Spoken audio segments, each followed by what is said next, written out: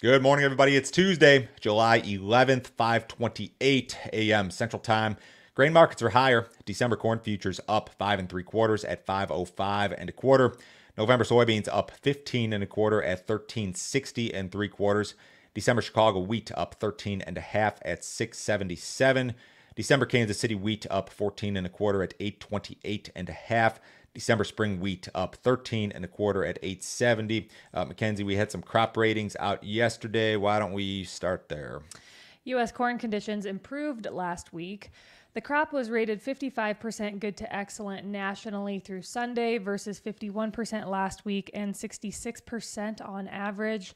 Improvements were noted across the majority of U.S. corn states. However, a handful of states remain problematic.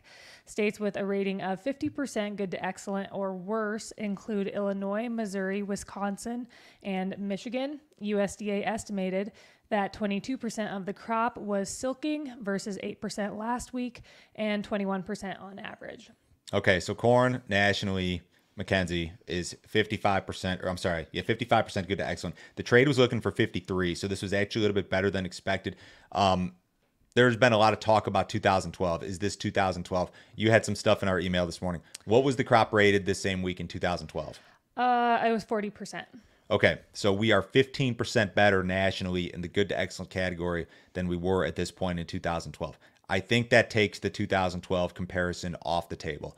We are probably, in terms of crop prospects right now, based on the ratings, based on the weather improvement, we're somewhere between a 2012 and a trend yield. Where on that spectrum do we fall? I don't know. When you look at the state by state stuff, I mean, the states that really stick out are Illinois is still bad. It was up on the week, but still only 39% good to excellent. Missouri is especially bad at 25% good to excellent. I believe that's the worst of any corn growing state that USDA tracks. Wisconsin, Michigan, Pennsylvania also notably bad. So yeah, we're better. We're better than expected. It's actually a positive in my view that the market is higher this morning despite these better ratings. Soybean ratings also improved. They sure did. The crop was rated 51% good to excellent nationally versus 50% last week and 63% on average. States with a good to excellent rating of 50% or worse include Illinois, Missouri, Wisconsin, and Michigan. USDA estimated that the crop was 39% blooming nationally versus 24% last week and 35% on average. Okay, so same deal. 51% good to excellent. What were we in 2012? Also 40%. So we're 11% better than 2012. Now, in regards to soybeans, I think it's early. It's earlier than it is in corn. We've got a lot of time to make or break the crop. This thing could go one way or the other based on the weather, what sort of rains hit, all of that stuff. In terms of the state by state stuff, you're very similar areas are in bad shape, just like in corn. I mean, Illinois, Missouri, Wisconsin, Michigan are the ones that really stick out here. But just like in corn, I think that at least for the moment, the 2012 comparison is off the table for right now. We've got a report tomorrow. Yep, USDA will release its monthly crop production and WASDE reports tomorrow morning.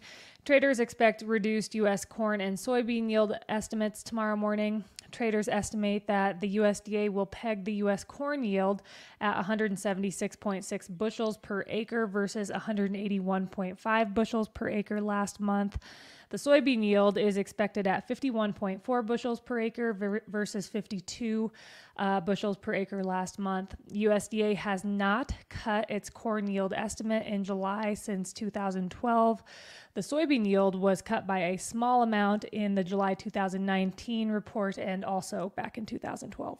Okay, so despite the fact that we have no precedent whatsoever over the last 10 years for a July yield cut, traders very much expect the corn yield to decline and decline somewhat drastically. This is a question not of what sort of shape is the crop in. This is a question of how does USDA want to go about handling this? Do they want to stick to their guns and do what they've done the last 10 years and wait till August to make any such adjustment? Or are things bad enough? Are ratings bad enough? Is the drought bad enough that they need to cut it in July? That's the question. There are a lot of smart people out there who believe that USDA will leave this yield number unchanged, not because USDA is convinced that we've got a trend yield, but just because that's how USDA rolls or has rolled the last 10 years, right? In regard to soybeans, same thing. You did see a small cut in the July report in 2019. That was a late planting deal. USDA is much more likely, or has been more likely, to make these early season adjustments in late planting or wet years rather than dry years. So guys, I think personally, I think the yield numbers should be cut. I think that would be more reflective of reality. But if they're not cut, don't get mad about it. Don't say like, oh, USDA is trying to screw us or whatever. That's not what's going on. That would be just a case of USDA sticking to their methodology. I discussed this in quite a bit of detail in yesterday's premium video. July crop report and yield changes. Went back through a whole bunch of years in which we had similar, not similar conditions. Talked about what USDA does in this July report. Also, guys, the pre-open weather updates are still going out on Sundays. They will be through the end of July. If you guys want to see the premium stuff, go to standardgrain.com this morning. You can sign up on your phone or computer. All you need is your credit card. It takes about 1 minute. This is a $50 per month subscription. We'll send you the morning email. It goes out about 5 a.m. Central. Tons of info in there, all the premium videos. You guys can cancel at any time. No other fee, no other obligation. Check that deal out this morning, guys. Weather forecasts continue to offer rain for the central U.S. Corn Belt over the next 5 days. Rains will be on and off today through Saturday. The 10-day Euro and GFS models offer perhaps enough rain for the Corn Belt. Still, areas of Minnesota, North Dakota, and South Dakota may remain on the drier side. The 6 to 10 and 8 to 14 day outlooks favor odds of normal to above normal rainfall. The 8 to 14 day outlook, however, favors odds of above normal temperatures for most of the country. Early this morning, rain fell over central Oklahoma. Another system worked its way into North Dakota and South Dakota. So this 8 to 14 day has some above normal temperatures, but we've seen very little of that so far during the growing season. I don't think that's the biggest deal in the world. You look at these GFS maps and at the Euro map, and it's not perfect. I mean, there are some dry pockets, but again, I think there's, like you said, I think there's enough rain here where there's enough rain to make it so that I don't think this strength early this week is a weather deal. I think the strength that we've got, like in the corn and soybean market this morning, I think that has to do with the fact that we've got a report tomorrow, we've got potential yield cuts, there's still uncertainty regarding the crop. I don't think this is a deal that's related to the weather forecasts in a vacuum. I think that there are some other factors. Like we've still got, we talked about improving conditions, but the conditions still aren't that great. We've still got drought. I don't know that this strength we've got in prices has a ton to do with the weather forecast. I think it has to do with the report, position squaring. There was some chatter about China buying soybeans yesterday. There are a few other things out there that may be responsible for this early week price strength, I guess. So U.S. spring wheat conditions declined marginally. The crop was rated 47% good to excellent nationally versus 48% last week and 62% on average. Declines were noted in Minnesota and Montana. Improvements were noted in North Dakota, South Dakota, and Idaho. The U.S. winter wheat crop is 46% harvested versus 37% last week and 59% on average.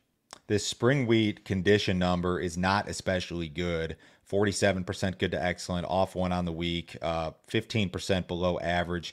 The decline this week was almost exclusively because of Montana. Montana went down 8 points in the good to excellent category, 58 down to 50. North Dakota is only 42% good to excellent. South Dakota is really bad at 29%. So this spring wheat crop is really not in fantastic shape. I think there were some rains, like kind of a lighter system moving across North Dakota or into North Dakota and South Dakota this morning. I suppose they could probably use some rain in some areas up north. U.S. corn shipments decreased sharply last week. The USDA reported that 341,024 metric tons of corn were inspected for export during the week ending July 6th. The print was down 50% on the week and down 64% versus the same week last year. Accumulated corn shipments for the current marketing year are down 32% versus the same time period last year. Soybean shipments declined 9% from the previous week, totaling 238,234 metric tons, Wheat shipments were reported at 419,134 metric tons, up 22% compared to the previous week. So we have very clearly seen our seasonal peak in U.S. corn shipments, and it was not what we needed to see. We're now down at like bottom of the barrel type levels here. USDA's got to come down with its old crop export projection in corn again. So despite this, the yield number for 23 is probably coming down, but at the same time, you've got demand statistics all over the place, both old crop and new crop, that are probably overstated. And in the case of new crop, they could be overstated by a substantial amount, especially when you're talking new crop exports. That's a number that a lot of people, myself included, have a problem with. But yeah, same story, different day here. Demand on the export market, whether it's sales, shipments, you name it, not really that great. Brazil's second corn harvest is trailing last year's pace. As of last Thursday, Brazilian farmers had harvested 27% of their second corn crop. At the same time last year, 41% of the crop had been harvested. Last week, due to favorable weather, Ag Rural raised its forecast for Brazil's second corn crop by 5 million tons to 102.9 million tons. Low temperatures and frost are still concerns, but producers are still expecting high yields. So the crop's a little bit late. It was planted late. It's going to be harvested a little bit late, but they're increasing yield estimates. I was looking at some export pricing data this morning, and it looks to me as if Brazil is cheaper on the export market compared to the United States all the way through the end of the calendar year. So these export problems that we've got right now are very likely to continue.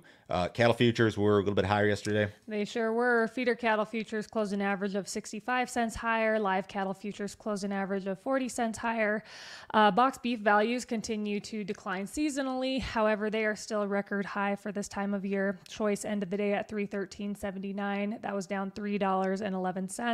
Select ended the day at $282.33. That was down $3.30. Outside markets here on Tuesday, guys. U.S. dollars off a little bit. Stocks are marginally higher. Gold's up $12. Silver up a little bit. Crude oil is up 29 cents in the August WTI at 73.28. Have a great day, guys. We'll talk to you Wednesday morning.